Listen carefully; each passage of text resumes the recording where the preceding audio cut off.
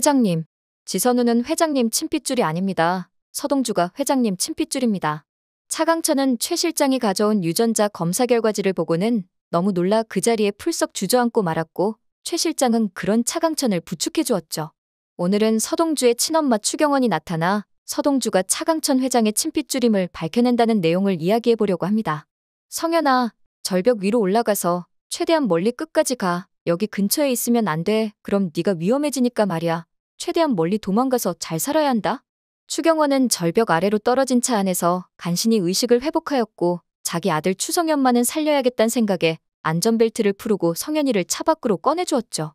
성현이는 엄마와 같이 가겠다고 울며 매달렸지만 이미 상당히 큰 부상을 입은 추경원은 자신까지 같이 움직이다가는 성현이마저 위험해질 거라고 판단했습니다. 그렇기 때문에 성현이를 절벽 위로 올려보내고 자신은 그냥 차 안에 머물러 있으면서 죽음을 기다릴 수밖에 없는 상황이었죠. 깊은 절벽 아래에서도 성현이가 살아날 수 있었던 건 바로 친엄마 추경원의 희생이 있었기 때문이었습니다. 추경원은 아들 성현이를 생각하면서 하염없이 눈물을 흘리고 있었어요.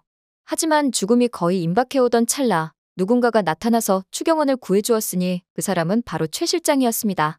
최 실장은 상사 여순호로부터 특별한 임무를 지시받았었고 그 임무를 이행하기 위해서 여순호와 추경원이 탄 차를 뒤에서 뒤따르고 있었죠. 그렇게 사고 현장을 목격한 최 실장은 그 자리에서 여순호와 추경원 모두를 구하려고 했으나 죽어가던 여순호가 최 실장에게 가늘게 떨리는 목소리로 마지막 유언을 남겼으니 그 유언은 바로 추경원과 추성현을 꼭 구해달란 것이었습니다. 여순호가 힘겹게 말을 하길 나는 여기서 살아나가기 힘드네. 대신 경원이를 꼭 구해줘. 경원이는 회장님의 친딸이니까 말이야. 그리고 경원이의 아들인 성현이가 바로 회장님의 진짜 외손주야. 그러니까 최 대리가 꼭 경원이를 살려내고 성현이를 찾아낸 다음에 회장님에게 데려다줘. 그렇게 마지막 유언을 마친 뒤에 여순호는 그 자리에서 숨을 거두었습니다. 최 실장은 의식을 잃어가는 추경원을 등에 업고 자신의 차에 태워 근처 응급실로 데리고 갔죠. 그렇게 사라진 추경원과 추성현은 모두 절벽 아래로 떨어진 뒤 실종 사망 처리되었습니다. 하지만 여순호의 부탁을 받은 최 실장은 남몰래 추경원을 간호하여 살려내었고 남은 여생은 추경원의 친아들인 추성현을 찾으러 다녔죠. 눈앞에 있는 서동주가 추성현인 줄 모르는 최 실장은 이렇게 여순호의 유언을 들어주지 못할까 싶어 늘 마음 불안하게 살고 있었습니다. 한편 자기가 차강천 회장의 친핏줄인 줄 모르는 서동주는 지선우가 차강천 회장의 아들이라고 굳게 믿고 있는 상황이었죠. 그렇기 때문에 지영수를 직접 찾아가서 지영수와 차강천 회장을 결혼시킨 다음 지선우를 차선으로 입적시킬 거라는 계획을 이야기한 적이 있었습니다. 그날 저녁 지영수는 오랜만에 염장선에게 전화를 걸어 무거운 목소리로 말을 하길 오늘 서동주라는 사람이 저를 찾아왔어요.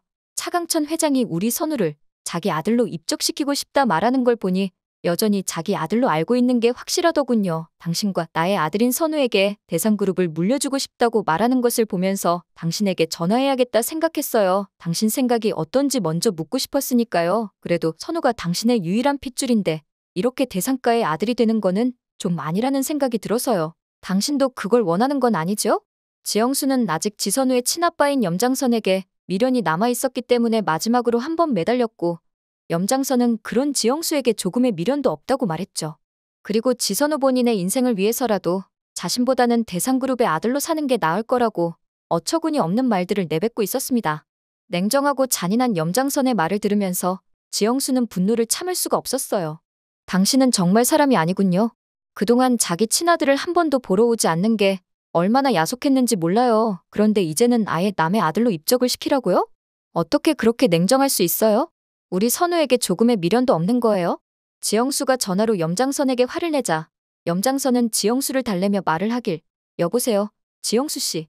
내 아내는 내가 무정자증이라고 철석같이 믿으며 평생을 살아왔어요. 그런데 이제 와서 혼외자를 데리고 들어가면 100% 나와 이혼하자고 할 게 뻔합니다. 근데 내 인생에 이혼이란 없어요. 그동안 만인의 존경을 받으며 살아왔는데 늙음하게 이혼이란 꼬리표를 달 수는 없죠. 내 가정을 지키는 게 선우를 내 자식으로 만드는 것보다 100배 1000배 나한테는 소중합니다. 내 아내를 버리고 당신과 다시 결혼하는 일은 죽었다 깨어나도 없을 테니 그리 아세요. 그리고 우리 사이는 하룻밤 실수였잖아요. 그때 지영수 씨도 나보다는 차강천 회장을 더 사랑하니까 내가 하잔 대로 했던 것 아닙니까? 좀 더 본인 자신에게 솔직해지세요. 제발 현명한 결정 내리시기 바랍니다. 과거 염장선은 지영수를 꼬드겨 자신과 지영수 사이에 생긴 아이를 차강천 회장의 아이로 속이자고 제안했고 차강천 회장과 지선우 사이에 실시한 유전자 검사지도 직접 조작하여서 차강천 회장에게 제공하기까지 했었어요. 차강천 회장은 염장선과 지영수가 이런 관계인 줄 전혀 몰랐기 때문에 일부러 회사 관계자가 아닌 염장선에게 유전자 검사 의뢰까지 맡겼던 것이었죠. 이 모든 사실을 알고 있는 지영수는 염장선만 아니었더라면 자기가 이렇게 아나운서도 그만두고 차덕희에게 협박받으며 평생 숨죽여 살 이유도 없었다고 생각했기에 죽도록 염장선을 미워할 수밖에 없었습니다. 그렇기 때문에 만약 지선우가 대산을 차지하게 되면 그 힘을 등에 업고 제일 먼저 염장선부터 없애버려야겠다 마음먹었죠. 여자가 한을 품으면 5, 6월에 서리가 내린다는데 지영수는 그 정도로 독한 마음을 먹었습니다. 그때를 위해서 일단은 염장선과 손을 잡은 척 연기를 할 수밖에 없는 지영수였습니다. 한편 이런 사실을 전혀 모르고 있는 최 실장은 지방 요양병원에 입원해 있는 추경원을 찾아가 미안하다는 말을 하고 있었습니다. 최 실장이 눈물을 지으며 말하길 죄송합니다. 성현이를 찾아드리겠다고 약속을 하고는 아직까지도 찾지를 못하고 있었네요. 죽은 여순옥 부장님의 유언을 지켰어야 했는데요. 그냥 지금이라도 차강천 회장님을 찾아뵙고 추경원 씨가 차강천 회장님의 친딸이라고 밝히시는 게 어떠실까요? 그러자 추경원이 눈물을 지으면서 말하길 아니요, 그럴 수 없습니다. 내 아들은 지금 살았는지 죽었는지도 모르는 판국에 어떻게 제가 대상그룹의 딸이 되겠다고 제 아버지를 찾아갈 수 있겠습니까? 저는 일단 제 아들 성현이를 찾고 싶어요. 많이 힘드시겠지만 제발 좀 찾아주세요. 이렇게 간절히 부탁드립니다. 그리고 추경원이 최 실장에게 사진 하나를 건네길 이 사진을 얼마 전에 우연히 발견했어요. 제 아들의 얼굴이 담긴 사진입니다. 너무 오래된 사진이라 도움이 될진 모르겠지만 이 사진이 조금이라도 도움이 되길 바랍니다. 추경원의 말을 들은 최 실장은 부회장 업무로 바쁜 와중에도 추성현 찾기에 박차를 가하기 시작했죠. 그렇게 최 실장이 정신없어 하자 서동주가 최 실장에게 요즘 왜 그리 바쁘냐고 물었죠. 그러자 최 실장은 다 털어놓을 수는 없다면서 추성현의 사진을 보여주며 말하길 동주야. 내가 지금 이 아이를 찾고 있어. 그런데 전국 팔도를 다 뒤져봐도 도저히 찾을 길이 없더라고. 그래서 정말 막막하다. 그러자 서동주가 의아한 얼굴로 말하길 이 사진 도대체 어디서 나신 거예요? 이 아이는 또 어떻게 아시는 거고요? 서동주의 반응에 놀란 최 실장은 이 아이를 너도 알고 있냐고 물었고 서동주는 과거 자신의 어릴 적 사진을 꺼내들어 두 사진을 대조해주며 말하길 당연히 알고 말고요. 이 사진 속에 있는 어린 아이는 저니까요. 근데 도대체 이 사진을 어떻게 갖고 계신 거예요? 그렇게 최 실장은 추성현을 찾아낼 수 있었고 서동주를 데리고 추경원에게 찾아갔죠. 추경원은 수십 년 만에 만난 아들을 보고 그 자리에 무너져 엉엉 울기 시작했습니다. 그리고 엄마 없이 자라면서도 너무나 훌륭히 성장한 자신의 아들에게 감사할 수밖에 없었죠. 추경원은 이제 서동주를 데리고 차강천 회장 앞에 당당히 나설 수 있게 됐습니다. 대상그룹의 부회장이 된 최 실장은 서동주와 추경원과 함께 차강천 회장에게 갔고 세 사람의 유전자 검사를 실시하자고 제안했죠. 이때 차덕희가 나서면서 말을 하길 도대체 이게 무슨 뚱딴지 같은 소리예요? 지선우가 나타나서는 지가 유일한 아들이라고 대상그룹 전체를 활보하는 것도 눈꼴 시려 죽겠는데 이제는 서상모가 친애 손주라니요. 그리고 추경원이란 이 여자가 또 친딸이라니요. 정말 기가 막혀서 어이가 없네요. 최 실장은 이런 말을 계속 할 필요 없이 유전자 검사를 실시해보면 될 일이라면서 차덕희를 설득하기 시작했습니다. 그러자 차덕희가 말을 하길 그래요. 유전자 검사 실시해봅시다. 그럼 이왕 하는 김에 저 지선우인지 차선우인지 저 사람 것까지 다 같이 해봅시다.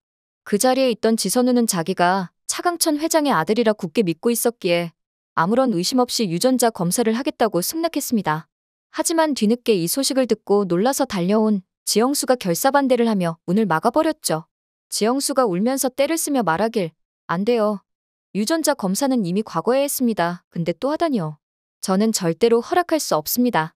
하지만 결사반대하는 지영수의 모습을 보고 사람들은 오히려 의심의 눈초리를 보였고 아니나 다를까 지선우는 친자식이 아닌 걸로 판명이 됐죠. 그리고 서동주가 차강천 회장의 친핏줄로 판명이 되자 차강천 회장은 자신의 친딸인 추경원과 친애 손주인 서동주의 손을 잡고 눈물을 흘릴 수밖에 없었습니다. 오늘 영상 재밌으셨다면 구독과 좋아요 부탁드려요.